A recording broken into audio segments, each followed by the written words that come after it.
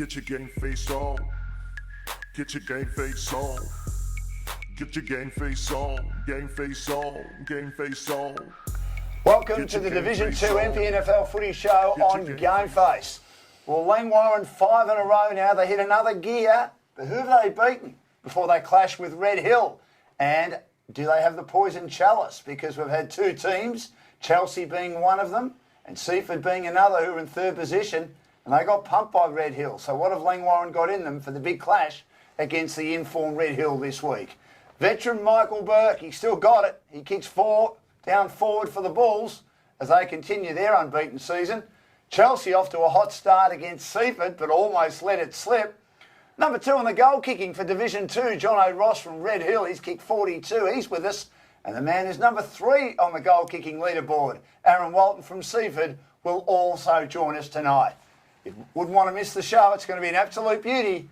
Get your GameFace on. So great to have you with us. My name's Dan Lonigan. I'm wearing the Red Hill jumper tonight, not because I follow them, but as people would know, I admire the entire competition, but I have said, and I do have a reputation of putting my very interesting reputation on the line, my head on the chopping block, as you do in the media, of saying Red Hill has played the best style of football I've seen in all the games I've called in the MPNFL over the past 12 months. And the boys, Jono brought me in a jumper tonight. We're going to have I suppose, a bit of a competition later on, Blackers, about who's got the bigger guns. Well, if Jono doesn't have bigger guns than me, I don't know how he's kicked 42 goals this year, with the greatest respect to the great man, because have a look at me. I am a wimp. Well, Dan, the big problems Red Hill are going to have now is a selection problem to get you into the side. The way you look there, Dan, it's going to be hard not to get you in their side. Well, if they get me in that side, I'm a bit worried about them winning the premiership. The way they're going at the moment, they should win the premiership. How are you, Black? It's good to have you with us. Yeah, really good. Thanks, Dan. And great to have John O'Ross with us. Kicked 42 this year. Thanks for the jumper, John. I'll give it back at the end of the night. Your team absolutely flying and flying under the radar, the man next to me, Aaron Walton and Seaford. I think that's how the Tigers like it, Aaron. You've come down from First Division to Second Division and generally going pretty well. Playing good footy, aren't you? Yeah, it's not too bad. It's a bit different coming down to division, not knowing who you're playing against. So that's made it a bit more interesting for us, and actually being in games and winning games this year has been good for us. How tough was last year for you? Oh, there was just so many games where we lost by sort of under 10 points and we just couldn't get over the line. Was there around 8 games or something, wasn't it? Yeah, so it was a bit frustrating that we couldn't get over the line in those games, but this year we've sort of tried to turn that around. We've been in games a lot more and obviously only dropped the 3. Especially losing your home ground, you know, at the railway tracks there and all that sort of stuff. So what will happen in the long term? Will you get back there, do you think? So we're apparently getting back there. It was meant to be next year originally, but they've now pushed it back a year again because of the railway works. Yeah. But yeah, that's just, I think it's going to be a 2-year thing now. So start of 2021, I think we're meant to be back there. And I think with all the works going around, Dan, the council and the local government have put money aside for a brand new state-of-the-art facility. I've seen the plans of it. It looks very good. Yeah. It's a nice 2-storey building with a big deck, so it's going to be good. Do you like where you're playing at the moment? Or can I say this is just coming from an innocent bystander. I saw the end of the match against Chelsea, Hastings, and I've been down there when St Kilda have had some functions down there. Do you think it's a bit sterile? Compared to the hill where we used to have at the old ground, it was sort of sunken in and everyone was around the ground. It's a lot different. So it was like a coliseum, wasn't it? Yeah. And just one more question. You've kicked 37 so far this year. What's been the difference? So last year, obviously, I only played 10 games last year due to injury. Yeah. And I've sort of just pretty much played mostly forward this year. I'm not going through the midfield as much, so it's been a bit of a difference. And Jono, 3 bags of 6, 42 for the year. Kicked a goal in every single game. You've been outstanding. You've had a number of other contributors. What do you put your good form down to? Probably our midfield, really, just giving us the delivery we have every week. And I was a bit inaccurate last year. I kicked, I think, 2 goals, 24 for the start of the year. Did really? You? Yeah. Wow. So probably just a bit more accurate in front of the sticks. Did you do the pre-season down at Frankston again this year? Yeah, I did. Yeah. How'd that go? I injured my thumb again, which is a bit annoying, so I got cut. But yeah, it's been good. We're travelling pretty well, which is awesome. Can I just ask a question about that? I mean, how frustrating is it when you do an injury and they cut you? Do they say they cut you predominantly because of the injury? Do you think if you didn't hurt your thumb, you're a big chance of being on the list? Oh, maybe, yeah. If just because they can't really carry on a injured player as such. So Especially probably, Dan, when they're trying to finalise their lists at the time. Yeah. And that crucial time is then when you've got practice games and all that. And then if you can't play practice games, then it's hard to probably they're roll. taking a fit player over an injured player. So Yeah, I'm not sure about that, though. I mean, I think if you've done the pre-season and you suffer an injury, you suffer an injury. But anyway, Well, you've had a real that's breakout footy. year this year. Oh, it's been You wonderful. know, like you've bobbed up in the last, say, 3 or 4 years Yeah. with multiple goals, and then probably haven't been able to follow it up the next week. This year you've got a lot more consistency. People have had a bit of a whack at me on before we get to Langwarren, have had a bit of a whack at me about having 6 Red Hill players at the halfway mark in my top 10. I went on the fact of the teams I'd seen, with the greatest respect, Darren. I hadn't seen you guys play. I know Damien Rayson's a good player. I know you're an excellent player. But I picked 6 Red Hill players. Did but, you? Yeah. But the way that they're playing footy at the moment they are. has been absolutely outstanding. Yeah, but Absolutely so have outstanding. Kringle though, Dan. Oh, yes, they've been very You know, good too. People say, oh, how can you beat Red Hill? Well, Kringle have been able to do that. So Kringle have had an outstanding year. They haven't lost a How game. were they able to do it, Jono? I think just their ball movement and pressure all day. I think just they played 4 quarters of footy and we sort of, I don't know, all our structures sort of broke down and yeah, they just ran away with it. Now, Langwarren get a crack at Red Hill this week. They won 5 in a row. Now, you said to me, Blackers, and you're obviously down at the footy club a lot. This is their biggest test because without a they're doubt. beating teams, but they haven't really had a lot to beat. The Yeah. teams they've beaten are the teams they should have beaten.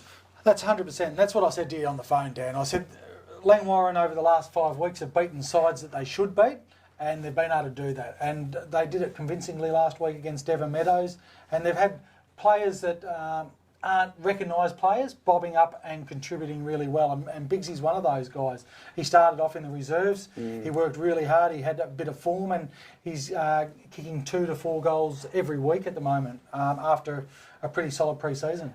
Now, Matt Ponenberg's having an outstanding year. Another 3 goals to add to his tally. He's become a player that's really come on with Jess Murphy's shoulder injury. He suffered in the finals last year. He just hasn't been able to get up, has he? Well, he's been missing the last 2 weeks, and Piney's stepped up and been able to kick goals. But it's all right to kick goals against what I would call the lesser side. It's important. If you want to be a good player in this competition, you need to kick goals against the quality opposition. Now, Plugger caught up with Matt after the game. Thanks to the Frankston RSL, here with Matt Painenborg from Langwarren, who's been in cracking form and has enjoyed another good day, kicking 103-point win over Devon Meadows, mate. Quite pretty happy with that? Very good day out there, and struggled in the first half, but came good in the last and really put them away. So you guys had a bit of a slow start, but an 8-goal final quarter. Yeah. Was it just pure run and legs? Yeah, we just ran over them in the end, we think, and our work rate all day, I think we just tied them out and got the good end of the day and kicked 8 goals. You're a younger player in this side. You came off a 5-goal hole last week and 3 again today. You've taken some really big steps in becoming a key forward in the competition. Personally, what have you done to make that happen? Just a big off-season and good leadership from Gerard Brown and Jed Murphy, really helping me through and paying off so far. So you weren't the only one that kicked goals today. Bigsy slotted 3. And you guys had multiple goal kicks, especially in that last quarter. Yeah, it's really spread around. It definitely was the run that got you to that lead. But a 103-point win against a team which was expected to probably challenge you a bit more, and you guys were probably expecting a little bit more from them as well, weren't you? Absolutely. We were expecting they still put up a good fight, but I think we just ran over them in the end, and that was a pretty good win. The back line did pretty well as well. Nick Hamill holding Pat Harms pretty accountable as well. Only 3 goals kicked for the game, so a lot of things were working for you guys today. Absolutely. Tim McGuinness had another good game in the midfield, I heard. He always does, Rolfie's starting to find his feet. Have you noticed that now that they've started to string a few more games together, things started to become a bit easier? Yeah, we're really gelling together now. It's halfway through the season and really working as one. It's really good. What did Josh and Blake have to say after the game? It was just a really good win, and we came in at half-time after a not so great half, and what they said, we worked on it, and obviously worked in the last half to kick away, and that's what we wanted. Awesome. Well, congratulations on a 103-point win against Devon Meadows. Red Hill next week, massive challenge, and good luck with it. Very tough, thank you. Great to hear from Matt, having a wonderful year for Langwarren at the moment. Great defensive effort too, Blackers, keeping Devon to 3 goals for the game. I had a text from Neil Craig of Devon Meadows. He's just come out of therapy with his tongue firmly planted in his cheek after a tough day coaching. They just couldn't get through that defence. Yeah, and it was obviously good for Langy to be able to hold a side to minimal scores. But Red Hill's been able to do it all year, Dan. So it'll be a real good challenge for them this week. How do you beat Langy? Jono, as I said, you've thrashed every team by a big margin since losing to Kooringal in round one. You'd be pretty confident again, wouldn't you? Oh, yeah, they've been travelling really well, as we've seen in the results. But just stick to all our structures that we've been doing and go into the game confident, and yeah, hopefully it's a good match. Yeah, well, you're doing everything right at the moment, Dan, aren't they? You know. Can I ask you a question? When the coach says stick to your structures, with the greatest respect, do you guys know exactly what the structures mean? Or because it's such a big football term, oh, well, structures is a football term, the coach knows what they are, I'll just go and play my game? What do you think, Dan? Oh, you'd like to think everyone knows the structures. At the end of the day, like I still go out there and just play the way I like to play. But being a deep forward, I don't sort of have to worry too much about the structures. Just push up the ground. But the guys behind the ball, they're the ones that really have to set those structures and defence. Same with you too, John. Isn't it a bit in a lot of Yeah, ways? we're the lucky ones. We get to get on the end of them. You do, absolutely. Now, boys, if you've been to X-Golf, simulated golf, if you haven't, go to Mornington 177 Mornington Tyre Road. Open 7 days, full bar, 03 5975 0450 is the phone number. The address again, 177 Mornington Tyre Road. And make sure you keep your eyes pulled for the continuing rounds of X-Golf Mornington Cup on GameFace this week. Should be another big week of X-Golf Mornington Cup on GameFace for the MPNFL players. For X-Golf, one of our proud sponsors on the GameFace Footy Show. More Second Division Footy Show coming up after this.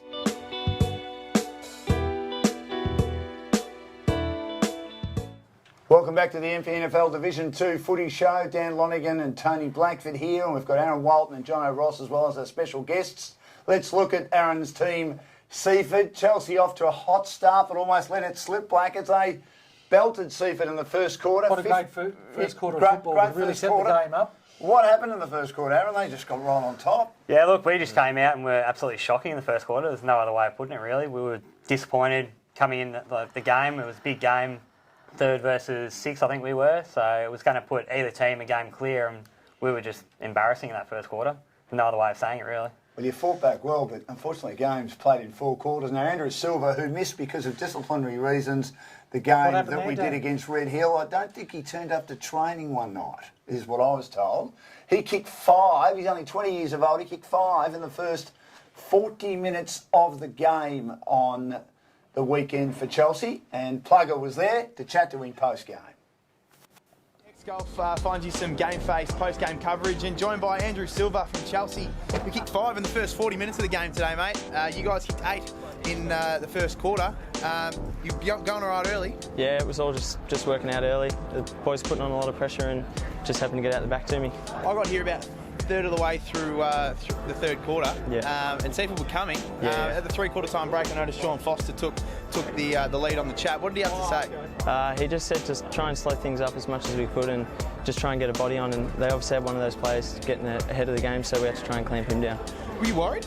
Not really. I had faith in the defenders and the mids to get back down there and do their thing. They even started to come a little bit in the 4th as well. You sure you weren't thinking, oh, what if we lose this one? It was pretty bad? No, or were you really confident? I was pretty confident in the back 6. They do their job every week. So you had a cracking start today, mate. As I opened this chat about saying, you kicked 5 of the first 8, I think, mate. You must have been feeling pretty good up and early, but it didn't tend to come back to you after that, mate. You're on track for 10, but look, you're pretty happy with 5? Yeah, I'll take 5 every day of the week. Very good. Now, you guys have had a tough loss against Red Hill a couple of weeks ago, and you put another good win together today and last week as well. Are you feeling like that was a bit of an eye-opener and a bit of a kickstarter for you guys again? Because you'd won a few games leading up to Red Hill, but was it a bit of a reality check to reevaluate and go again? Yeah, definitely. We had to work on a few things after that. We found a few points that we got opened up in, and we've been training hard, working on the structures and setup, so it's all going pretty well. Was it a concentration point to get a fast start today, or did it just happen? Just happened for us. We always try and start fast, but today just everything went well. Very good, mate. Well, good luck for the rest of the season. Thanks for joining us. Congratulations on a 5-goal haul. Now, it was a big second half by the Tigers. Only lost by 14 points in the end. 10 goals they kicked in the second half. Did you feel, Aaron, it was starting to change on the second quarter?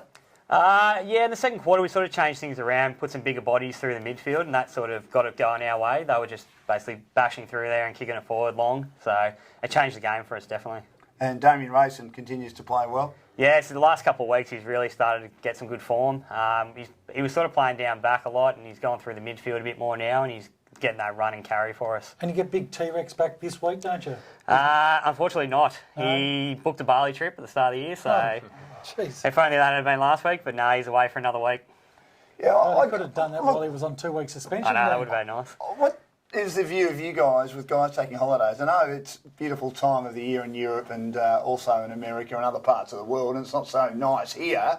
But if you're playing footy, I would have thought you committed. I know they're not paid big money, and some players not paid any money, but is it frustrating to lose key players like that? Yeah, we seem to lose it every now and then. Like T-Rex, because he carries basically the whole ruckload on himself. So to get a week off mid-year is not a bad thing for him. He does it sort of every year. So last year he did the same thing, which I think he just needs that freshen up mid-year. What do you reckon, John? I mean, if you were to go anywhere, where would you like to go? I've been thinking about it, actually. You've been thinking about it? I reckon you'd be the sort of guy that would just at the last minute go and book somewhere. Yeah. Wouldn't you? No, I don't know. Spontaneous, Dan. Yes. Keep you on your feet. No, I probably wouldn't do it in the middle of the season and keep it for the end of the season. Yeah, it's a tough one, though, isn't it? I mean, that's what you should do, Dan. You do it at the end of the season, go away with a group of blokes that you've done so much with and have a good time then. It's still reasonably warm, isn't it? If your team isn't in the finals come the end of August, September in Europe and also America. Yeah. It is. Particularly over in California. Now, did you think at three-quarter time, as you were starting to find your form, Aaron, that you were a chance of... Yeah, probably the last half of that third quarter we started to get on top, I think. We started to get a roll on with goals. And then the start of that third quarter, we knew we could, if we put the score on the board, which we did to start with, but then there was just a 10-minute period where there was a lull in the game and we couldn't get anything going from there. It's one that slips away for you because it's so tight in a battle for fourth and fifth. In fact, for third, fourth and fifth, Langley game clear, but there are a number of teams on 6 wins. There's Hastings, there's Somerville, there's Seaford, and there's Chelsea. That double chance is up for grabs. It is. For 4 or 5 sides. It sure is. You just got to be on your game the entire time, don't you? Yeah, you got to win those sort of games. Like we've now dropped a game to Hastings and Chelsea were in that same mix as us, so that's going to be costly at the end of the year. And Tybe this week for Seaford, and Tybe have improved, so you wouldn't want to take them lightly either. No, not at all. There's a few ex-Seaford boys there, so we're pretty keen to play them. And the GameFace match of the day, Blackers, Somerville, who were, John, pretty good against your mob on the weekend, weren't they? Yeah, they were really good. They played a good contested footy all day. It was through the middle of the game, like the first quarter and the last quarter, you seemed to get on top of the scoreboard, but second and third quarter, they sort of matched it evenly with you. Yeah, it's probably only a 2 to 3 goal game all game, and it just sort of blew out there a little bit at the end. Yeah, 40 points, that's the closest the team has got to Red Hill since they lost their first game. But look forward to that. That's the GameFace match of the day, Chelsea and Somerville. I'm hosting a luncheon as well, so a big day down there on Saturday. Look forward to it. You've got some big jobs lately, haven't you? Yeah, they love me, Blackers, at the moment. But this is the media, and it's such a fickle industry. I'm saying at the moment. It doesn't stay like that for too long. Now, Michael Burke, what a player he is. He can play till he's 100. He kicked 4 against Rye.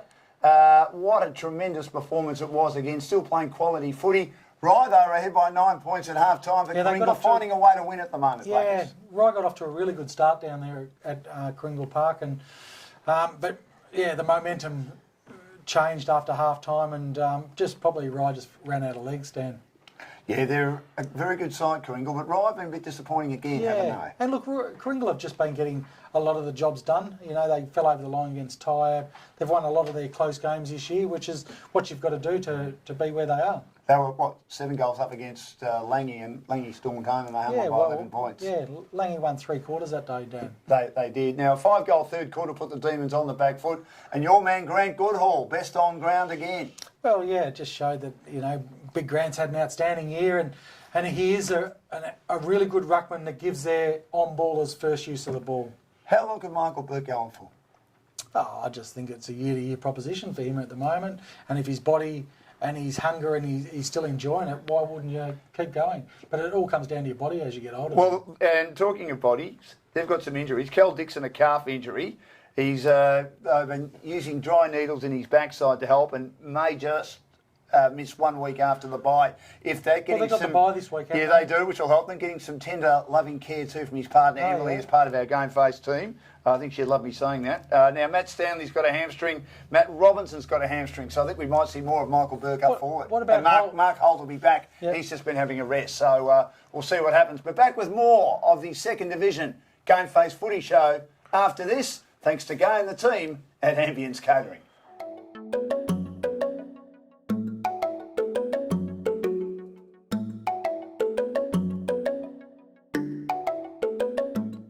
Well, it was part of our show last year when we started the GameFace Footy Show, and we've brought it back for the second half of 2019, the Team of the Week. And we'll look obviously at round 10. It's brought to you by Peninsula Safety and Workwear. And if you don't like the team that we've put together, bad luck. But you can, of course, put your views forward on the GameFace website or GameFace Facebook. There might be some players there who might be a little bit unlucky, but I look at this team, Blackers, Jono and Aaron, and I reckon it's an excellent team. From the back line, Gregson of Coringle is having a great year. Kirkwood of Rye, McVeigh of Hastings, that's an excellent back line. Rogasher could play anywhere as at half-back. Severson from Red Hills having a superb season. McGuinness of Langwarren. The centre line, Brad Clark of Chelsea. And then you've got the ruck division of Goodall, Jake Mould, Michael Burke and Hogan Burke of Somerville. And Curtis Murphy of Tyab on the wing has got better the longer the year's gone on. A prize recruit from the Southern Football League. The half-forward line, Braun from Seaford, his teammate, and next to me today, Aaron Walton. He said he's a small centre-half forward, but I reckon he'd be a nice mobile centre-half forward, wouldn't you, Aaron? I'd like to think so. Across there, Dan, haven't you? A little bit, Yeah. but Hewitt from Hastings, maybe he could play centre-half forward. He's a good, really good hit-up lead. Talking of Hastings, they expect to have Fev back too in the next couple of weeks. That's good, Dan. Yeah, which would be great for the comp.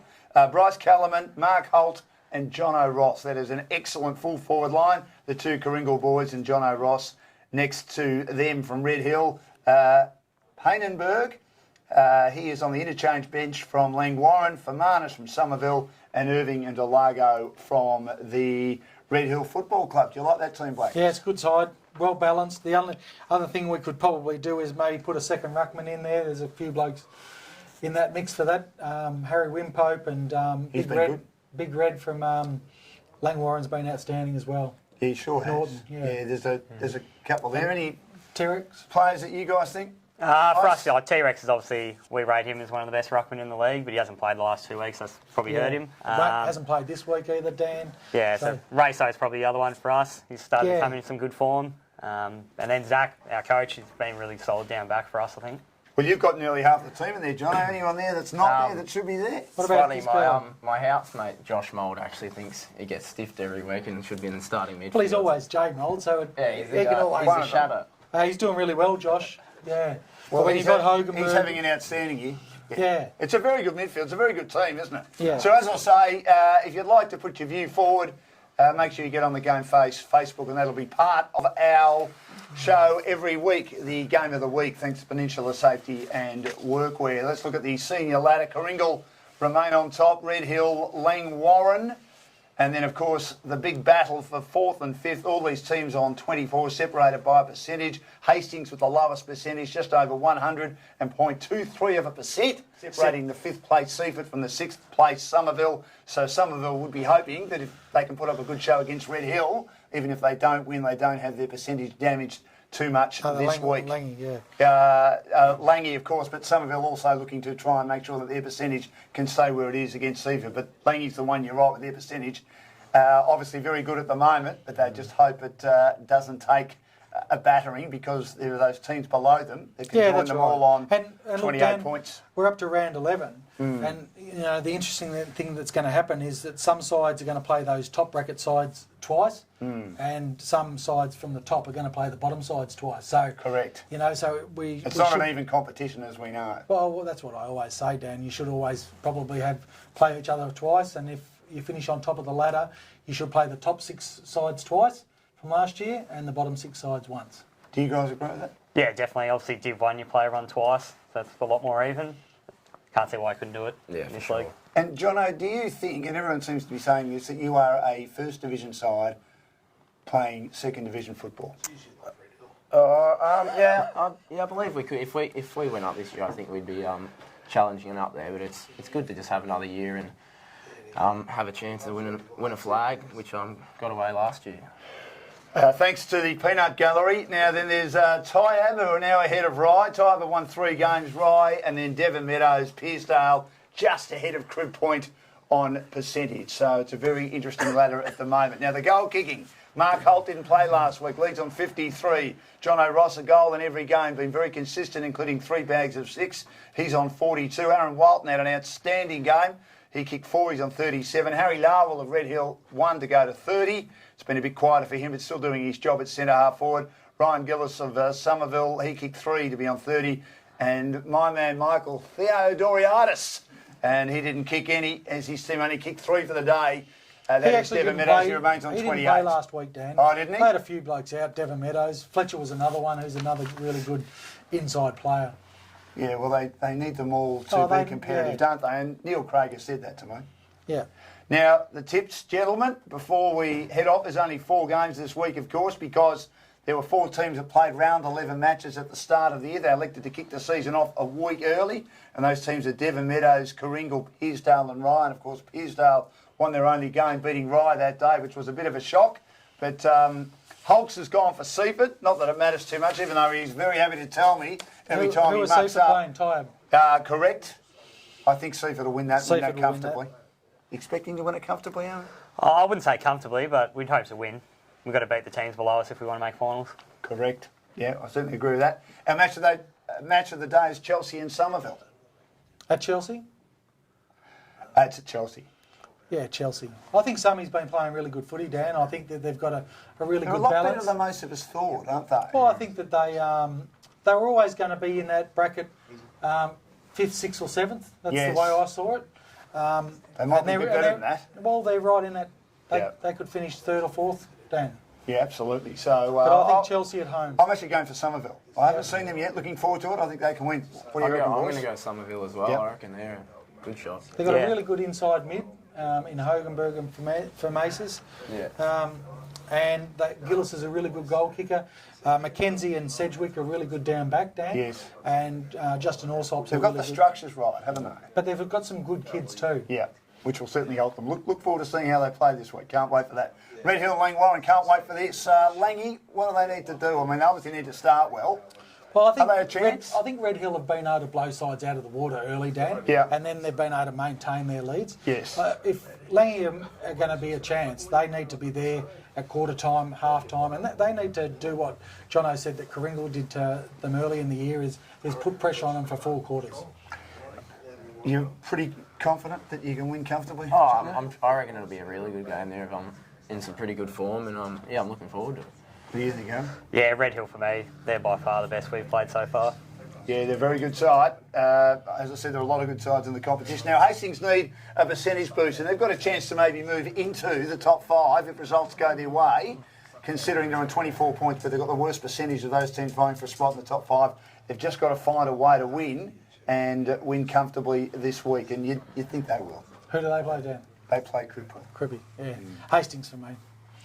Yeah, me too. Boyd? Hastings. Yeah, Hastings. We'll take a break and we'll come back with, well, it might be a highlight for everyone else, but it'll be an embarrassment for me. It's the Dan Lonigan, and someone spelt my name Longergan. Shame on you, you should know me by now. And the Jono Ross flex off. That's next on the GameFace Second Division Footy Show. Welcome back to the Division 2 GameFace Footy Show. Good to have your company with Dan Lonigan and Tony Blackford. Our guests have been 2 of the sharpshooters in the competition, Aaron Walton from Seaford and Jono Ross from Red Hill. I don't know whether I'm looking forward to this. I was told that last week on the show, I'm getting old, so I don't remember a lot of things nowadays.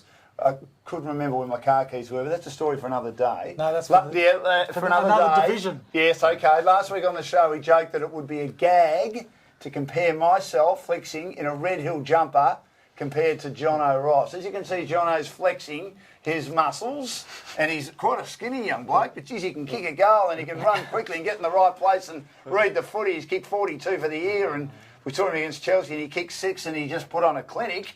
But he's looking pretty good trying to flex those muscles. So we're here now, Jono. Tell me, before we stand up, what was going through your mind? So, I know you're a laid-back character when you decided to flex your muscles after kicking that goal or attempt to flex your muscles. So it was when we were playing Seaford, and the crowd were giving me a bit of stick about my weight and how I was looking, and then I put one through in the last corner and just turned over and we gave a little bit to go on with. What were they saying to you? I won't repeat it on here, but... Go and have a feed? Yes. Words Along to that those effect? lines. Hey? Along those lines. Along those lines. Could you see from where you were? No, I was down the far end, but I know our Resi's boys get into the opposition every week, so they would have loved it. No, absolutely. It was good fun. All right, well, let's see. I'm embarrassed. But, you've got me. You actually fill that jumper out quite well, Dan. Yeah, well, I've probably got a bit of middle-age spread on me at the age of 50. Here we go. How's that? I reckon Jono looks better than me because he's skinnier. Oh. Yeah, all right. Well, the boss has got to take a photo as well. He wants to sit down. Come on, mate. Here we go. What do you think? We'd love to get your views on Facebook as well as Glenn takes his photo, which is taking forever. Have a look at that. I was meant to shave my arm hairs too. I didn't do that. Sorry, Glenn. I'll do it next time. Good on you. So, if you think that Jono looks better than me, and I'm sure you would, because I'm an ugly man, just let us know on the GameFace Facebook. Great to have you with us, Jono. Good luck for the rest of the year. Big game this week. You too, Aaron, as you try and get into the finals. And I think you'll both be there, and we need them, Blackers, because they're two of the best goal kickers in the comp, and they're playing great footy, and it's been great having them here tonight, hasn't it? That's been terrific, Dan. Terrific. Good on you, boys. You too, Blackers. And we enjoy the footy on the weekend. Of course, second division will be our focus. The big match between Chelsea and Somerville. Get your game face on. Get your game face on.